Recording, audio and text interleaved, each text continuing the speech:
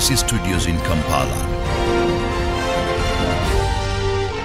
This is Good Morning Uganda.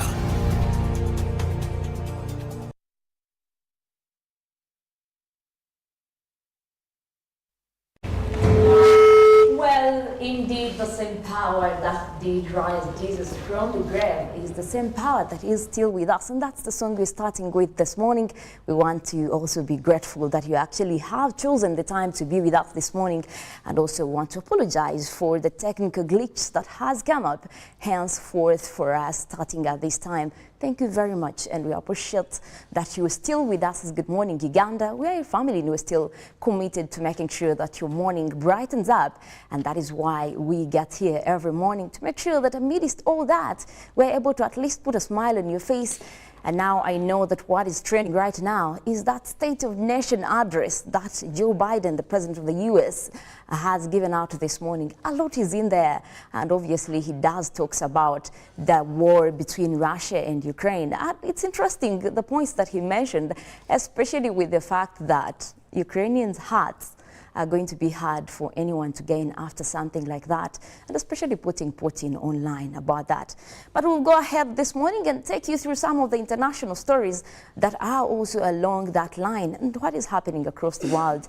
And obviously we will be starting off with the Russia-Ukrainian story, and that is Russia steps up attacks on Ukraine's biggest city. Now, Ukraine's in port city of Mariupol under constant shelling as Russian forces push up from the Crimea to Kherson. A mile-long Russian military convoy appears tailed near Ukraine's capital, Kyiv, a senior U.S. defense official says. Now, Ukrainian emergency services says that an attack by Russian forces on television tower near central Kyiv killed 5 people and wounded 5 others. Ukrainian president also speaks to the U.S. President Joe Biden, saying that it is important to stop aggressor Russia, and at least 70 Ukrainian soldiers were killed on Monday in a Russian artillery attack on the military base in Okitalka.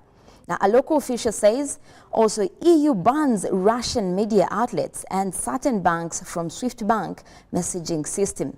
UN also launched 1.7 billion aid appeal for Ukrainian amidst Russian assault and refugees stream into Hungary and amid Russian war on Ukraine. Now, Biden delivers a first State of Nation speech and Canada to petition ICC to investigate alleged Russian war crimes. Well, still about the same, Ukraine says Russia is targeting civilians as missiles hit Kyiv TV tower.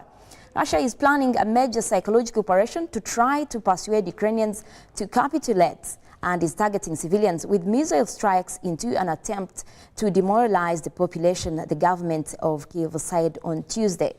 2 Russian missiles struck the TV tower in Ukrainian capital, knocking out some access to news and broadcast. Now, late in the evening, more explosions were reported in residential neighborhoods in Kyiv and Kharkiv. In highly emotional address to the European Parliament that was greeted with a standing ovation, Ukrainian's president also said that at least 16 children have been killed on Monday and mocked Russia's claim that it was going after the targets. Whereas, as these children, what kind of military factories do they work at? What tanks are they going at launching cruise missiles? Now, in Washington, Joe Biden was said to vow to Putin and will pay a price for his invasion of Ukraine, according to experts in his State of Nation address. Oh, still about the same, but back here in Africa, South Africa's ambassador to Ukraine has told BBC that he has had no choice but to leave the capital of Kyiv as the armored Russian convoy is heading to the city. Now, Andrei Grunwald said explosions could be heard in distances as he parked his car to leave Wednesday morning. He's now traveling south in a convoy of vehicles with his wife, 3 children, and last remaining embassy staff towards Romania, Moldova, and Hungary. He said he and other colleagues and ambassadors have been working hard to secure the exit of South Africans and other foreigners from Ukraine, some of whom have faced racism as they tried to flee. We've had all these allegations and accusations, and we've seen the videos, and we are concerned. We have protested ourselves as an official level to government and asked them to please help students that are still coming through, he added. South Africa's ambassador in both Poland and Hungary had also gone to the borders to help people get through, as he said. Now, part of the problem was that initially only Ukrainian women and children were being allowed through, as the officials from Ukraine were sticking strictly to these instructions, and also this had impacted on all foreigners. In a weather and climate news, UN releases a stark report on climate crisis and how the world is dealing with changes. Now, the United Nations Intergovernmental Panel on Climate Change has released its 60th report on climate change, which includes irreversible impacts that are changing the climate and which will have the world and suggestions on how to reduce risk associated with it. This is a very stark report and outlines many irreversible impacts. This report also points out the urgency of taking action and that many of these actions can be taken by each and every one of us, says Elizabeth Gilmore, lead author of the report entitled Climate Change 2022 Impacts, Adaptation and Vulnerability. Now, the report states the risks in North America and also expected across the world by mid-century. Well, it looks like it is crisis after crisis, just, starting from the war that is happening between Russia and Ukraine, and also what is now coming out 2020, showing urgency for all of us across the world. This is going to be something that, the world needs to come together and, go through. And that's why I want to bring in Robert and Philo to also, give their views on what is happening with Russia and Ukraine, and also following President Biden's report this morning, where he did actually point out his dedication to make sure that people were safe, not just the Ukrainians, but also American Ukrainians. And now we're also seeing that Africans, actually Black people, are being, they're not allowed to flee the country. They're giving priority to the citizens. This is something that is racial, and I want to start with you, Robert. What do you think about something like this? Well, good morning, Mollen, and of course, our lovely viewers. Thank you so much for kickstarting your day with us. One of the things that I find very disturbing, to me, if you don't let a foreigner flee at such a time of war, it is more risky, because the local could be knowing better that place, that country. But these are foreigners that maybe if they're students, they just came to this country, they know campus and where they stay. Now you're allowing people, the nationals, flee first, which I find very tricky, because maybe they have other ways they can survive in terms of this crisis compared to these foreigners. Yeah, sure. It's actually very disturbing. But he also talked about something good. He talked about how America is fighting inflation. They're also having prices rise on their commodities. Same thing we're having here. And, it's something that is disturbing. But he did bring out good points on how to fight that.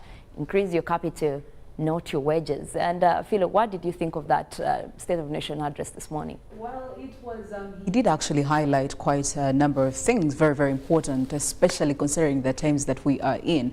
But he also did, I love the fact that he prioritized the economy of the country. And indeed, you have to really work on your capital as opposed to wages, because everything comes as a result of capital. If your capital is stable, if you have enough capital, then you are actually, that you're in a very good position to be able to fight for your economic space. So I am with him. But also when it comes to the Ukraine-Russian war, well, it's day 6, and as very many other countries are really scared that the effects will really trickle down. I was seeing a story where they were saying, even here in Uganda, the normal delicacies when we come to the chapatis and mandazi and all that, we could probably see quite a surge in the prices in the coming 3 weeks. Now, these were foreign trade policy experts warning, because we get wheat from Russia. Russia and Ukraine are, I think, among the top countries that export wheat. Actually, they do supply about 30% of the world's wheat. So imagine for a country that like us, who enjoy some of these delicacies, that chapati that you've been buying at 500 Ugandan shillings, the chances that you're going to be buying it at 3,000.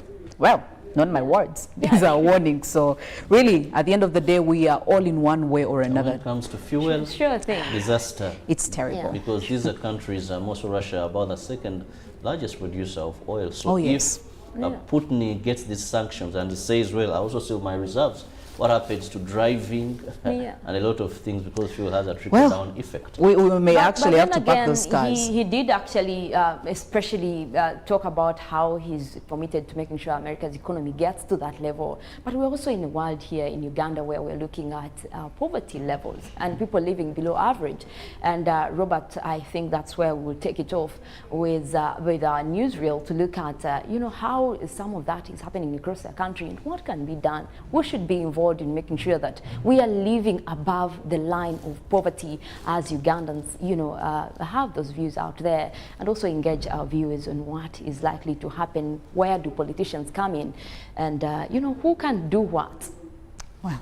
Thank you so much, Mollen. Officially, good morning and welcome to Newsreel, where we're going to be discussing something that has been launched, you know, not so long ago, but it has created quite a whole lot of impact. Now, talking about poverty, His Excellency Yoweri Kaguta Museveni did launch out. This was about last Saturday. He launched out the parish development model that was supposed to make sure that you know, it transitions people from the subsistence economy to get into the money economy, where they can actually work to get money, not to work for their stomachs. Of course, different stakeholders are in here, but from what he was saying, we see that a lot of coordination, a lot of authority was given to the leaders right at the grassroots. We have we have parish chiefs involved in this. We have sub-county chiefs involved in this. So yesterday there was a sitting at Parliament, and members of Parliament were not exactly very enthusiastic about it because they think they were cut out of this process. They think that they had a responsibility to do, and this is in line of you know, oversight and also accountability to make sure that people are accountable for this money. We also did have the Deputy Speaker of Parliament, Anita Among, who was questioning the role of Parliament in the entire implementation of this parish development model, and which also brings us to the question, the morning poll question this morning. Before we get into this discussion, we would love to hear from you.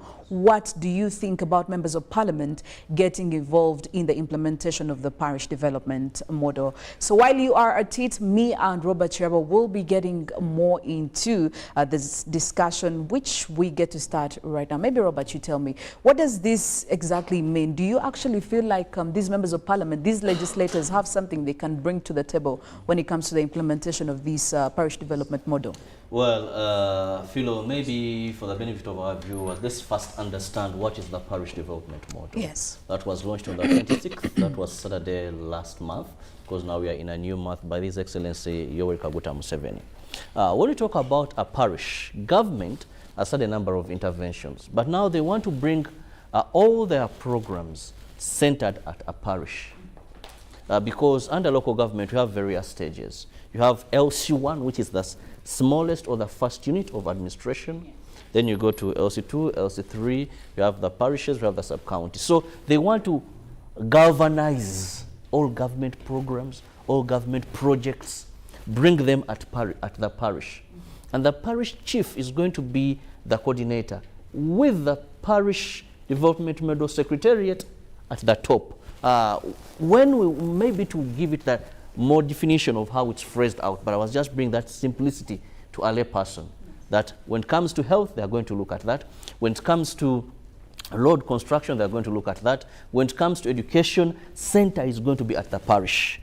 This is an extension of an approach of development as envisaged under the National Development Plan 3, because now we are National Development Plan 3. So the National Planning Authority and other consultations discovered that if we can bring these programs at the parish, we'll be good to go.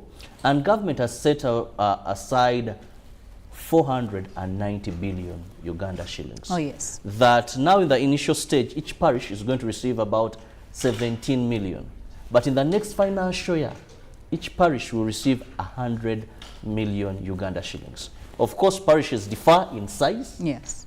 Parishes also differ in levels of development. But now, the uniqueness in here, it's a 7-pillar component of the parish development model. There is financial literacy, mindset change. Then we have financial inclusion, among other pillars. Unfortunately, pillar number 4, which is financial inclusion, is what people are looking at first. Money is coming. Yes. But actually, that is pillar number 4, because all these others must be factored in. Now, what is interesting about this is we see members of parliament coming out and saying, where is our role?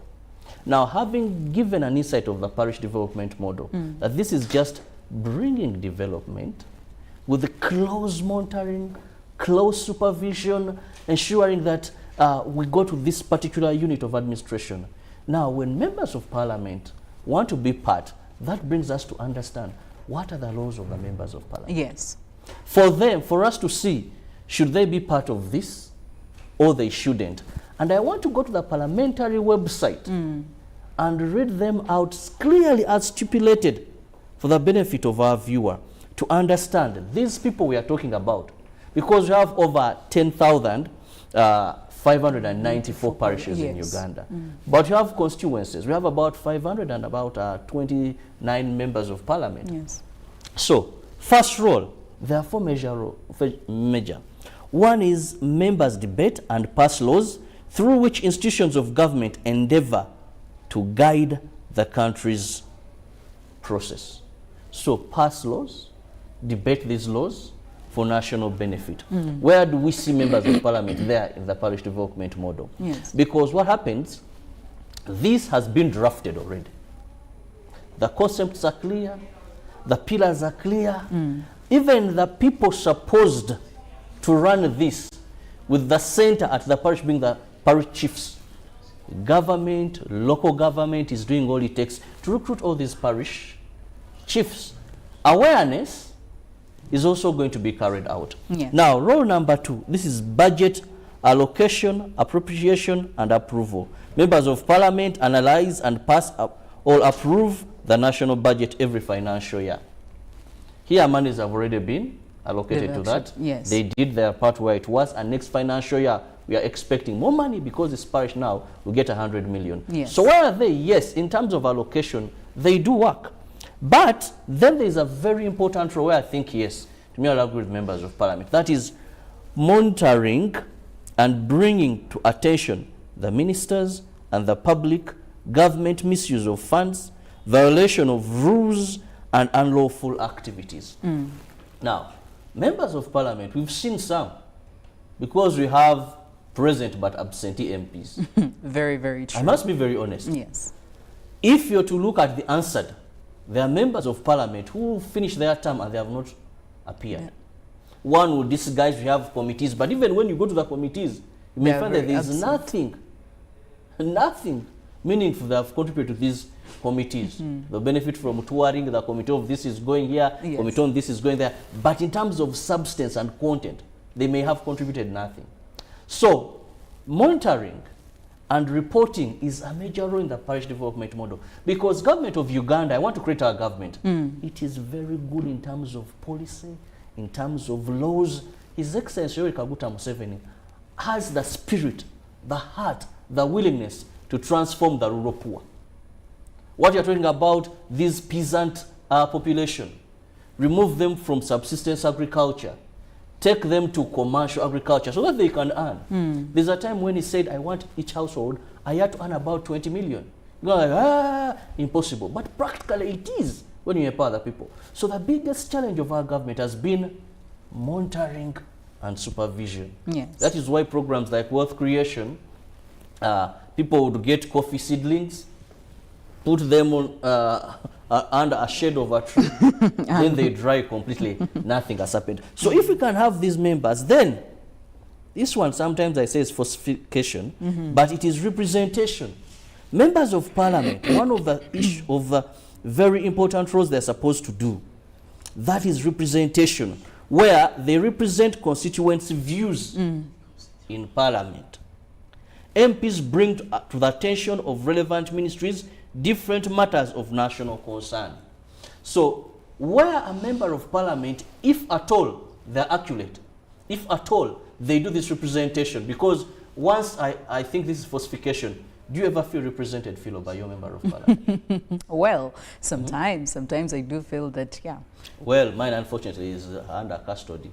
But even before, you would... Really sad. Really sad. You would feel, if you went to many of these constituencies and asked them, let me put even in local language, ebizibu byammwe ombaka mu wa parliament nyabo seba tulaba olaba ddala abakiikira abyogera mu parliament.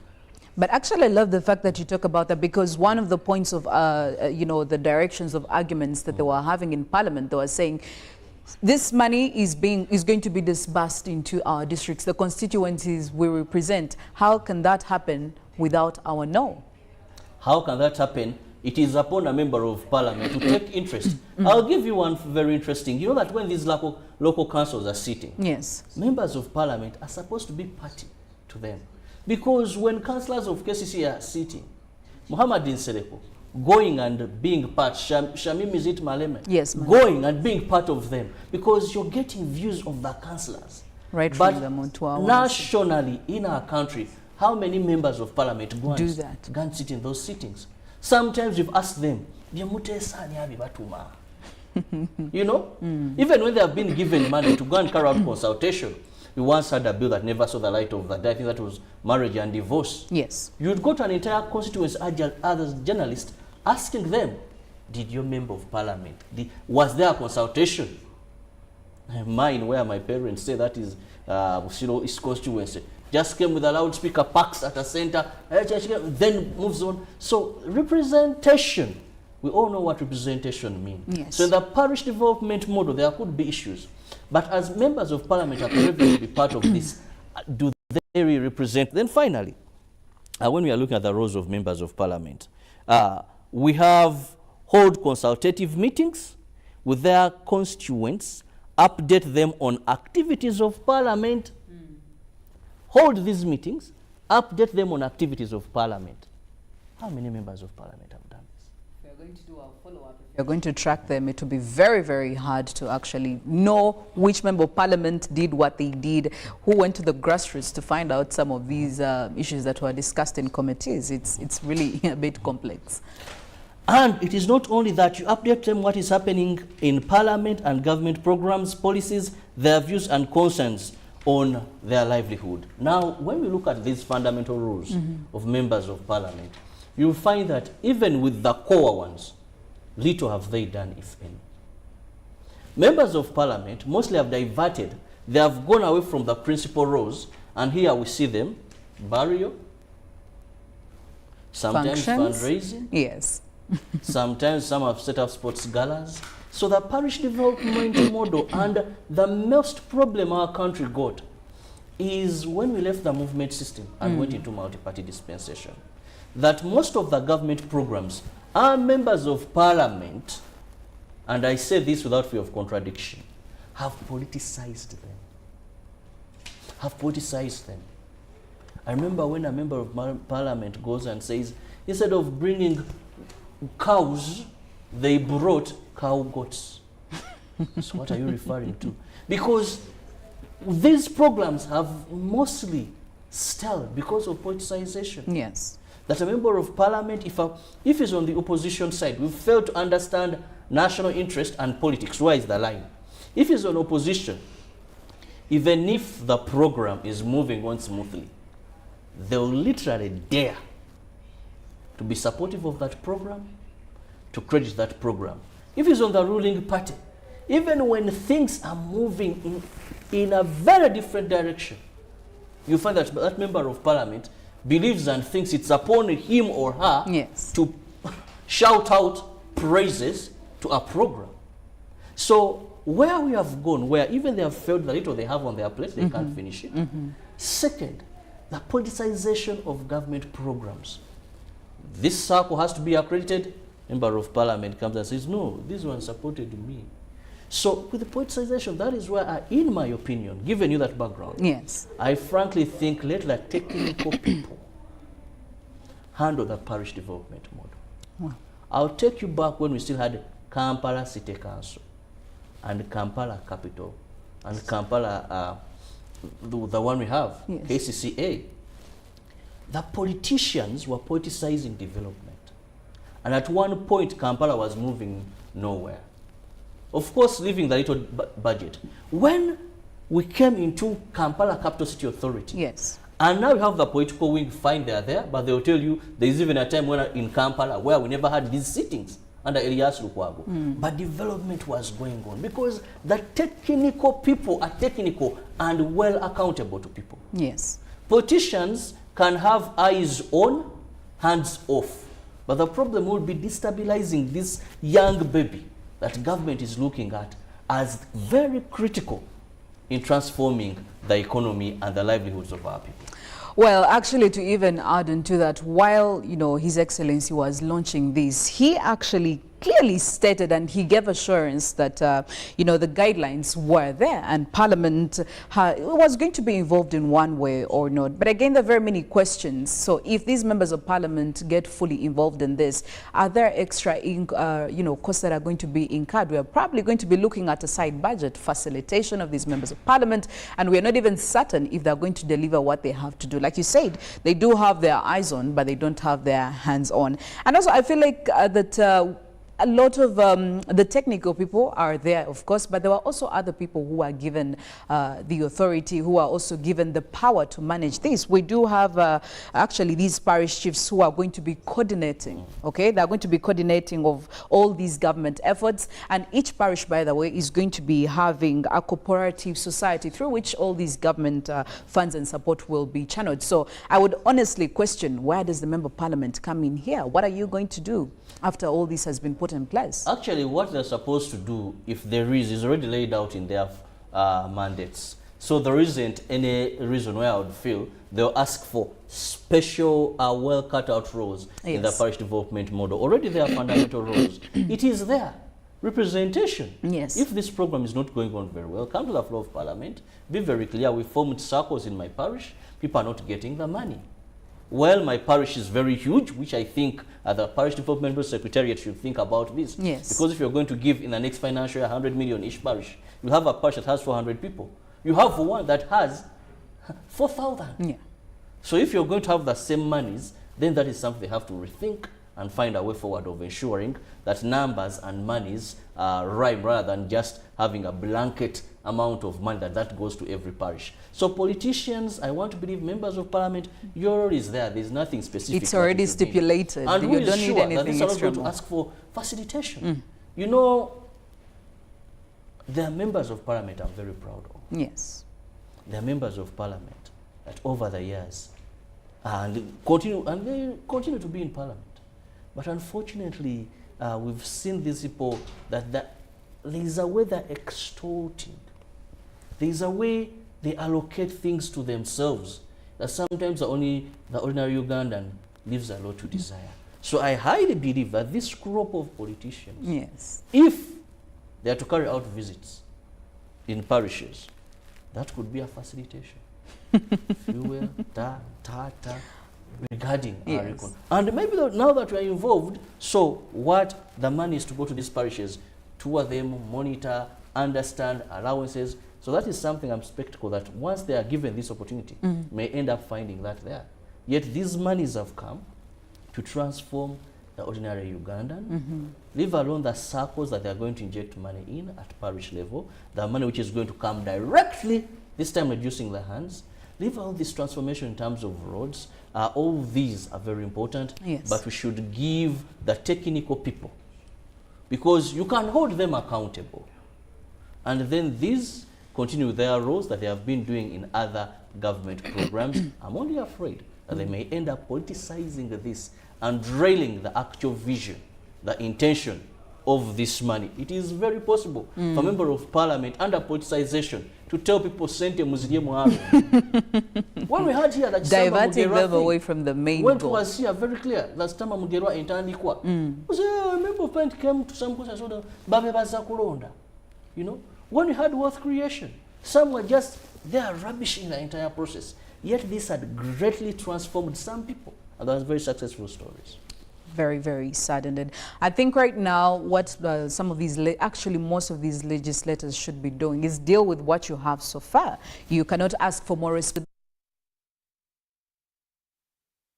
having currently pending. Well, we still want to hear from you. What do you think? The poll question is, do you think members of parliament should actively be part of the implementation process of this parish development model? Of course, as always, we'll be getting into the feedback and we'll be sharing it with the rest of the world. Well, we are now going to be taking a look at what is making headlines in the print media, and later on, of course, we'll also be looking at the traffic updates. And yes, Mollen will be here to give you more coming in from the climate arena and also giving you the weather forecast. And later on, we'll also be having GMU agenda. Of course, this will be hosted by Robert Kirabo. Not forgetting what will be happening in the sports world. Ruben will be here to give you that, and much later on, we'll also be having Good Morning Uganda extra.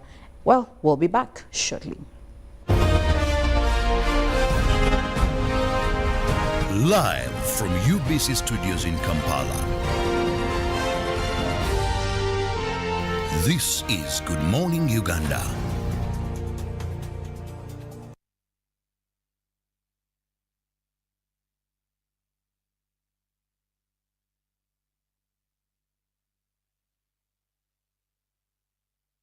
Raising voices. As a mother, my children depend on me to make this world a safer place for them. I'm not afraid to act when I see violence in the home and in my community. I promise to talk to my neighbors and friends about how we can nurture and protect the children. In this time of COVID, what is your promise to the children of Uganda? Because a violence-free childhood is everyone's right. Raising voices.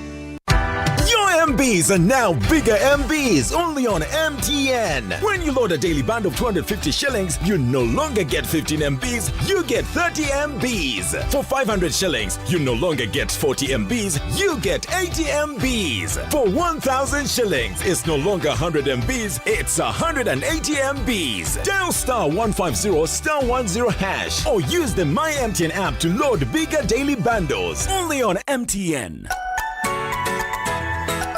MTN is regulated by the Uganda Communications Commission.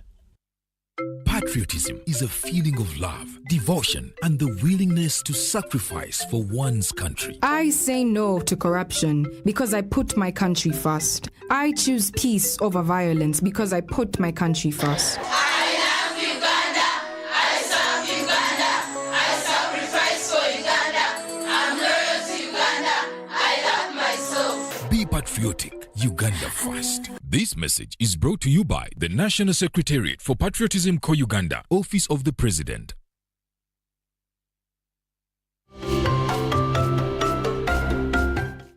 In all its operations worldwide, TotalEnergies considers national content as a key component for the success of its operations. TotalEnergies EP Uganda therefore developed a national content strategy aimed at maximizing the use of local manpower, goods, and service providers. Subsequently, the company has undertaken a number of initiatives aimed at ensuring that Ugandan companies, entities, and citizens are adequately equipped to participate in the oil and gas sector. Some of these initiatives include the organization of national supplier development workshops with the aim of providing suppliers with information regarding available opportunities to supply goods and services. Other initiatives include health, safety, environment training, the Welders Training and Certification Program, training of heavy goods vehicle drivers, scaffolding training, and the development of the Industry Enhancement Center. This strategy was developed in line with the national content regulations of Uganda. TotalEnergies EP Uganda is committed to the empowerment of Ugandans to take an active part in the overall development of the oil project in Uganda.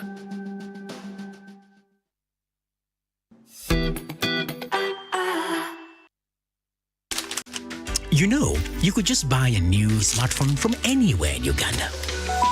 Dial *175*94# to activate their 100% double data bonus offer on weekly or monthly bundles for 3 months. Better yet, you automatically receive free 1 GB valid for 30 days. You are hooked already, aren't you? Enjoy 100% double data bonus from Airtel. Buy a smartphone from anywhere in Uganda and insert an Airtel SIM card. Dial *175*94# to activate a 100% data bonus offer on weekly or monthly bundles. Valid for 3 months. Dial *175# and select your preferred bundle to activate a 100% data bonus offer on weekly or monthly bundles. Valid for 3 months. Airtel, the smartphone network.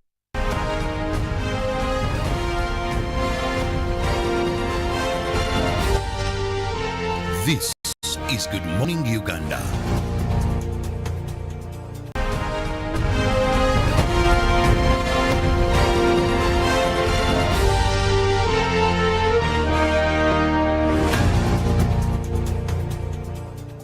Well, welcome to the press review this morning, where we take a look at what is making the headlines in the print media. And starting off with the Daily Monitor, we have reason why Mulago top boss was arrested. All the details are there. What are his sins? You know, a year-long investigation resulted in the arrest of 6 suspects, including the head of the country's largest public health facility, Dr. Byarugaba Baterana. We also take a look at the experts' proposed major reforms in education. There is quite a list of suggestions that were put out there. Ban boarding for early age and regulate private schools fees and regulate religion in schools, plus reduce years spent at school. Well, this clearly I can see that it's going to put a smile on quite a number of parents and even students' faces. Also, Kakwenza sues government over torture, and NSSF savers speak out on mid-term access rules, and Christians start Lent season today, being Ash Wednesday. So if you're a Christian, I expect you to be in charge to go and get, that ash cross. And the Lizard, let them approve a supplementary budget for that mission. Of course, the mission is MPs tasking government to rescue Ugandans stuck in Ukraine. And there is also quite I catch a picture there. Former commander of the LRA, Thomas Kwoyelo, at the High Court in Kampala, where the hearing of his case resumed yesterday. And he was actually saying that, his case needs to be taken to ICC because he feels the government, the Ugandan judicial system, is not managing it very well. Moving on to the second page of the Daily Monitor this morning, Ian Smith declares Rhodesia as a republic, and this is in history. Again, also in history, Kaboyo crowned the King of Toro. And there is also a picture right there from the archives, very interesting, and it has then Iala MPs Mugisha Muntu, Medica Gwa, and also Yona Kanyomozi that were chatting during a reception hosted by the Kampala Mayor John Sebana Chizito. Well, and a look into the New Vision this morning. A big headline there says, why Mulago was arrested? Well, 5 others also Mulago's officials have been questioned, and this is due to the fraud-related investigations at Mulago Hospital. A very interesting, circumstances there that you will need to check out. That is from the New Vision. But also the New Vision brings out the Harvest Money Expo that was launched. A big picture there showing the Agriculture Minister Frank Tumwebaze receiving plants from Vision Group CEO Don Wanyama. Very interesting stuff also there for the upcoming Agriculture Expo. And also in the New Vision, they talk about teachers' universities to open in July. Well, get yourself a copy and you will be seeing when that is slated. But also a look into Maryland government explains reforms. Now that is all out there on page 26 of the New Vision, where you'll be able to get more details into that. Now there is a new curriculum, and that is S1 and S2 for physics, biology and Kiswahili. Well, very interesting that these are being included. And also what could be in the new curriculum, you need to find out. That is by getting yourself a copy of the New Vision. Now this and much more stories are within today's paper.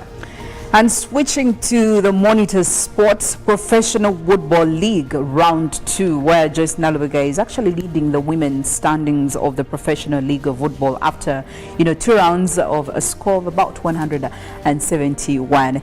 And also taking you back to 1994, Italy breaks Nigerian hearts. And also there is a countdown to, the official countdown to the FIFA World Cup Qatar 2022. By now, we have about 265 days to go.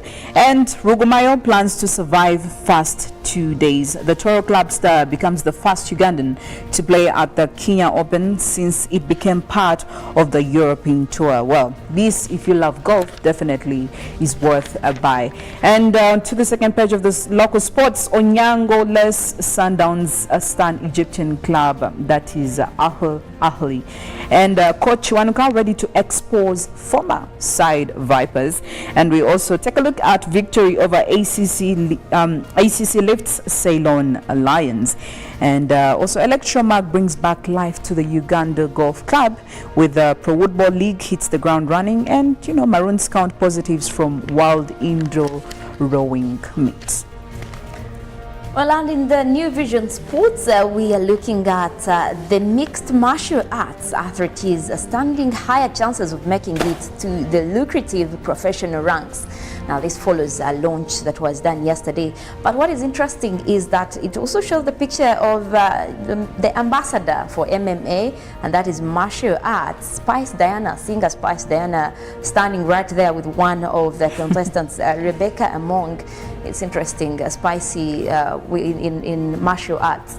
But also the New Vision brings out again Uganda in Kenya. That is the action within Uganda Golf Open that have already spiced up the biggest golf event in the country, and you can have more on that. Also, there is a duo that is good for bronze in terms of badminton. It shows teenagers Tracy Naloza and Fadila Shamika, who won bronze for Uganda. Very interesting right there. And also New Vision Sports brings out today, also showing FIFA and UEFA suspending Russia's national teams and clubs from international football until further notice. Now, this has been there, but there is more that you can get from New Vision this morning. Also watching out for StarTimes Uganda Premier League, and there are games that have been highlighted for today. Arua Hill and Wakiso Giants. Much more on the timing. You can check the New Vision Sports for this morning and get yourself a copy for details. Well, I would clearly tell you that I would be interested in some of these martial arts. Honestly, I'm not really big on sports, but that I think it's worth trying. So do we establish that martial arts now is not about strength? Because, Spicy Diana being the ambassador, I'm like, where is the strength? I thought it's for, huge giants. But, even small people can have the strength in their bodies. Yeah. So I think that is one ideal spot that you have to, look out for. Well, the morning poll question is still running, and we would really love to find out from you. What do you think? Should members of parliament be actively involved in the implementation of the parish development model? Definitely we'll be getting into all that feedback much later on. Make sure you do share with us to the roads, especially this Wednesday morning. It's Ash Wednesday, by the way. So for all the Catholic fraternity, it's a very, very big day in the, the world of Christianity. So we are expected to go to church and pray and get ready for the Lent period, which takes about 40 days. So the roads today, I'm going to be focusing on Kawempe Division, and I'll be looking at some of the areas like Komamboga. I'll be looking at areas like Chisasi, Chebando, Mawanda Road, taking you all the way until Old Kira Road, and you get to access the city center. So if you're coming from any of those areas, well, this is your morning, and maybe it's time that you paid a little bit of attention. From what I see here, the green lines here are quite many. They are really taking over the place, which is, I think, a very good sign. As you can see right here, green, a lot of green, which shows you that it's a very clear path for you to use, whether you are, getting to the city center, whether you're leaving. So if you're coming from Komamboga, as you can see, Waligo Road, there is also a connection, by the way, from Chanja. You could use this Komamboga Road to go all the way and access Chisasi, this junction. Now, this junction you can only access if you use the Bahai short road, which is also very, very clear. Of course, with a few orange notes right there, it's very important for you to notice. Don't ignore them. That tells you that there is a little bit of traffic buildup, but it shouldn't worry you. The only issue actually comes right here via Waligo Road, where you see some of the reds, you know, quite being very influential compared to the greens, and also some orange here. But again, it's a very small bit that you don't need to worry about. Now, you go all the way till Chebando. Chebando is actually more or less very clear, so you could use it to, you know, get into the city center. If you're living, trying to access all these other areas in the outskirts, it's a I could say it's a green light for you to use it, because there is nothing to worry about. And most of these roads inside are actually manageable, so you don't really have to get scared or even start thinking about plan Bs. Aside from these few orange notes, it shouldn't be a big deal. Now, from Chebando, you go all the way and you will access Mawanda Road. Now, Mawanda Road, that's where it actually starts getting crazy, because there is some red, there is quite red, which is being quite a lot of reds which are being very dominant, and also some oranges, which shows you that the traffic here is very, very busy. Motorists all over the place, and also because this is a linking spot where you see Kisingiri Street. So this is a linking spot. There are very many people who are trying to find their way from the same spot. So it is expected, like I already said, junctions, roundabouts, and all these linking spots are always very busy. So you just have to exercise a little bit of, you know, patience. Now, all the way Mawanda Road, you can continue straight to Chira Road, which also is a bit busy, and it's also expected because it's a very busy busy road Monday to Friday. We have cars coming in from Tinda, we have cars coming in from Mulago, from Wandegea, from coming in from Komamboga and coming in from Chebando. So yes, it makes a whole lot of sense because it's very, very busy. So if you're coming in from all those areas, Chisasi, Chanja, I want to tell you that that route is a bit okay given the time this morning. So you could use it whether you are trying to get into town or maybe you are leaving for home. It makes a whole lot of sense. Well, that's it from the traffic updates this morning, but Mollen is also here to give us more concerning the climate news and also the weather forecast for today. It is the second day of March, and yes, we know that this is going to be a crazy month when it comes to the rains. How is it going so far? Yesterday was cloudy a bit at my place, and I was getting excited that it's going to rain, but it didn't. However, the weather was really clearly showing me it's going to be like that. But I don't want to also be very excited because the rains may come really in plenty, and I'm not ready for that, Mollen. Well, I can say you actually have to be prepared because the rains will come in. It's not a matter of whether you like them or not, but they are on their way and they will be coming. But before we get to the rains, we did have a UN climate report that was released yesterday, and this is also incorporating the 60th assessment report that is also from UN's organ, that is the Intergovernmental Panel on Climate Change. And this report has been termed the Climate Change Report 2022, looking at adaptation and vulnerability. But more of what is being highlighted are the extreme weather events that we have been having, just right from the drought cases to the flooding and also to all these increasing tropical cyclones and hurricanes across the world.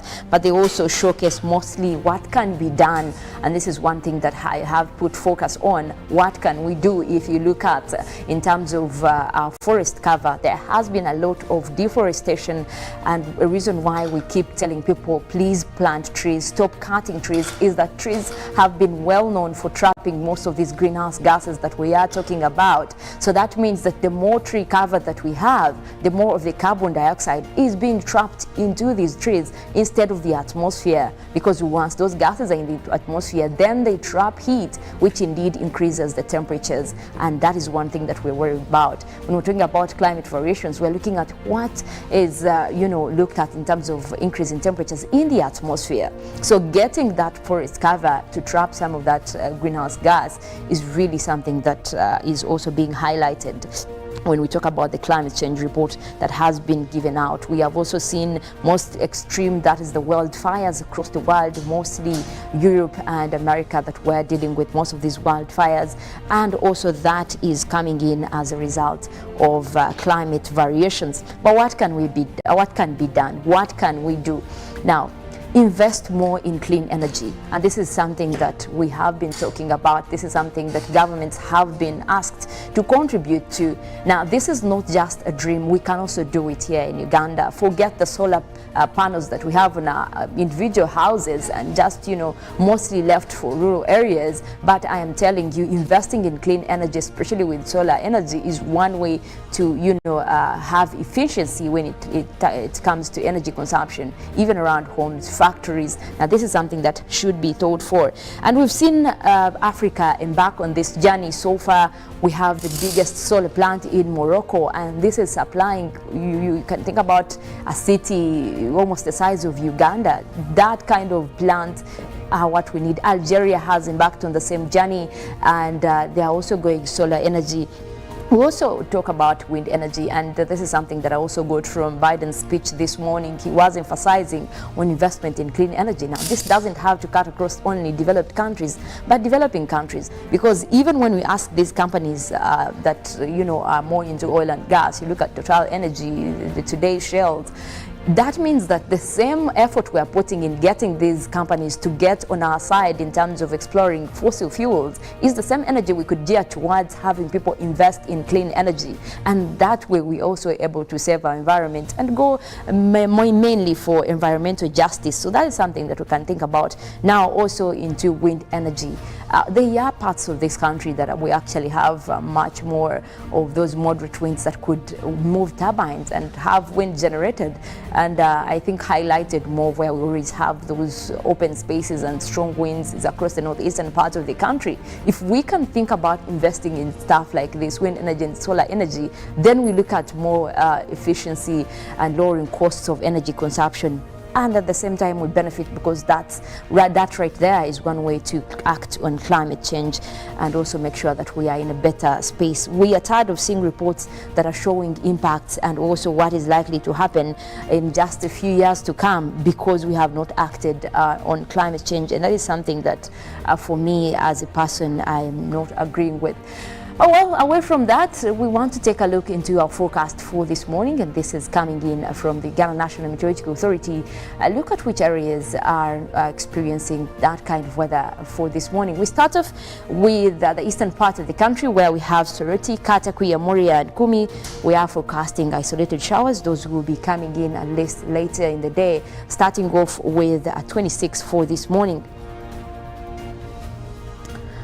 Moving on the eastern side of Lake Victoria, we are looking at Tororo, Busia, Iganga, and Jinja. We are forecasting isolated rains as well, starting off with a warm 27 degrees centigrade, and that system is likely to also stick around even into the afternoon.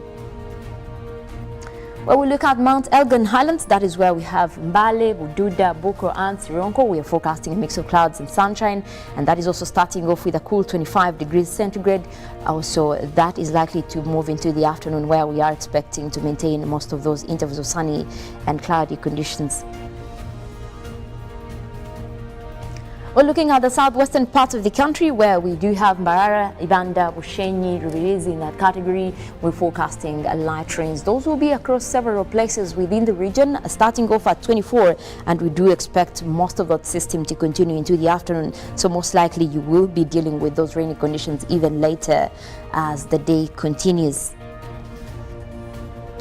Now, the western side of Lake Victoria, where we do have Masaka, Kalisizo, Sembabule, and Rakai, we are forecasting isolated rains as well. Those will be most especially across the areas close to Lake Victoria, starting off with a cool 24 degrees, and that system will also continue into the afternoon, so we'll still have those rains later in the evening.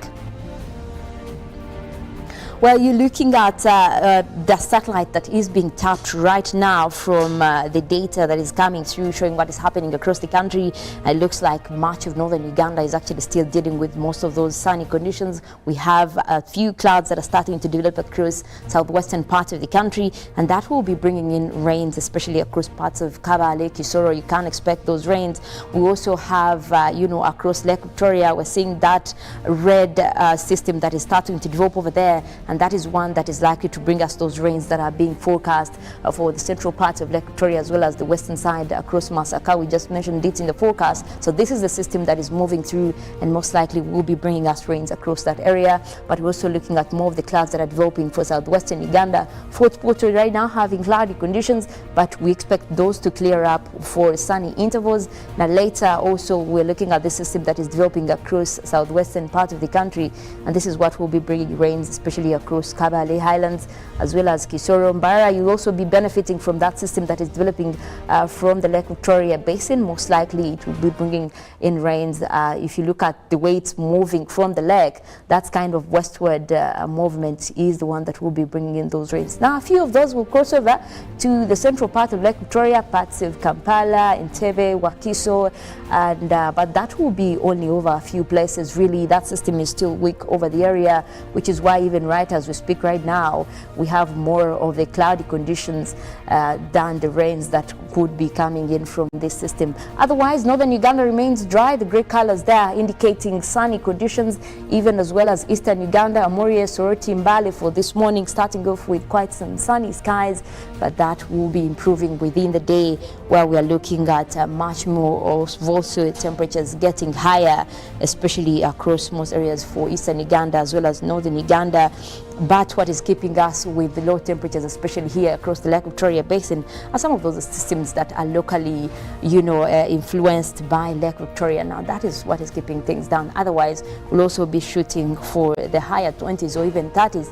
But our rainy season is still on, and we're still anticipating those rains. The forecast did indicate that mid-March is when most areas will start picking up, and especially for the eastern side of the country, those rains will be coming through. But for now, mostly the southern sector is getting those rains that already started in, and which is why we're telling people, please go ahead and have your gardens there, keep planting, and make sure that you benefit from these rains. At the same time, also practice water harvesting. When the rains come, make sure that you actually harvest them, so that the days when you don't have the rains but you still have to be in your garden, you have that rain there that can help with the rainy condition, the water condition within your gardens. Well, I'll leave you at that, but we have more coming. Robert will be here to give you Good Morning Uganda agenda, and then later we'll also have sports.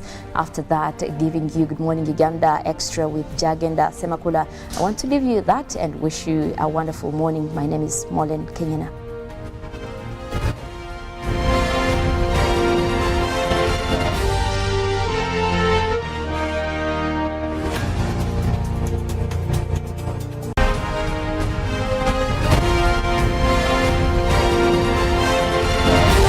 This is Good Morning Uganda. Start the year off with my Airtel 4G smartphone. You get to enjoy free 1 GB data valid for a month and 100% bonus data every month for 3 months at only 250,000 Uganda shillings. This includes free data spread over 3 months worth 86,500 Uganda shillings, making the effective price of the 4G phone 163,500 Uganda shillings only. Visit the nearest Airtel shop and get one today. Airtel, the smartphone network.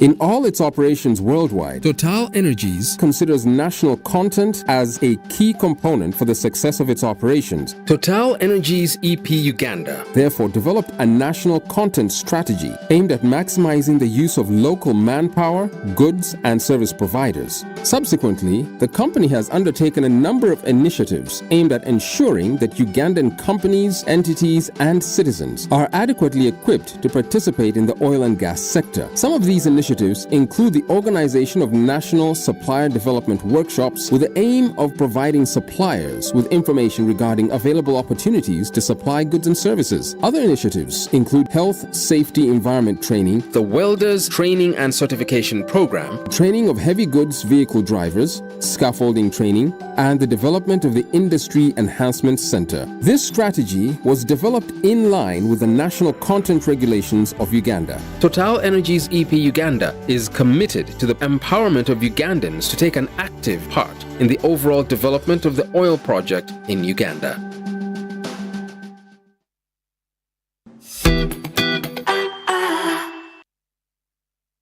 When you talk about our motherland Uganda, the pearl of Africa, you cannot fail to smile because of the smile that fills the faces of the citizens. Our nice good weather and nature that sustains us all, that enables us all to continue each in their own way because we are all